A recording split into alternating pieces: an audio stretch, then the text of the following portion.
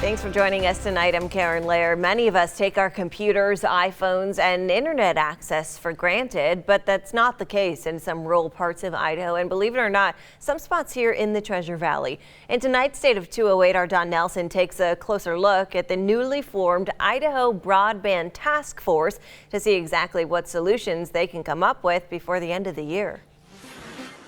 I have an apartment not very far from where we're sitting right now, and I can tell you there's farms and ranches down in the Rockland area that have way better connectivity than I do. It may sound as if Governor Little's comment was a little tongue-in-cheek, but in reality, the governor is dead serious. So much so, he established a task force to deal with a word you'll hear a lot of in the near future: connectivity. But we've got a lot of little areas around the state where we've got pretty good connectivity, but we want to make sure that the programs that are available enhance those communities that need the help. The governor even addressed the issue in his State of the State, where he told lawmakers that in his travels, he constantly heard how the absence of adequate broadband infrastructure is a deterrent to growth and economic development. State Senator Carl Crabtree of Grangeville agrees. Well, I think it's really critical to bring competitiveness to rural Idaho. We have problems in our schools. We have to share Chromebooks because we don't have broadband connectivity good enough to do that.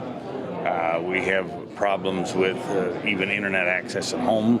So enter the Idaho Broadband Task Force, chaired by Commerce Director Tom Keeley. As part of the task force, the big key, the governor wants us to try to map what's the current status, what's the current state. And so we are going to have 4 meetings. We had our first meeting yesterday, and the first topic is mapping. So we're looking at some data from the Broadband Now. All this green is good. Love to see it all green. And if you added satellite, you probably could make it green. The task force will meet another 3 times before October and provide a final report to the governor in November. So hopefully its findings will provide the state what it needs to keep Idaho vibrant and growing, which is important to attracting new businesses to the state. They want quality of life, but they also want high-speed internet. It's a very important tool or service to keep this growth going. Something we'll keep a close eye on. Don Nelson, 6 on your side.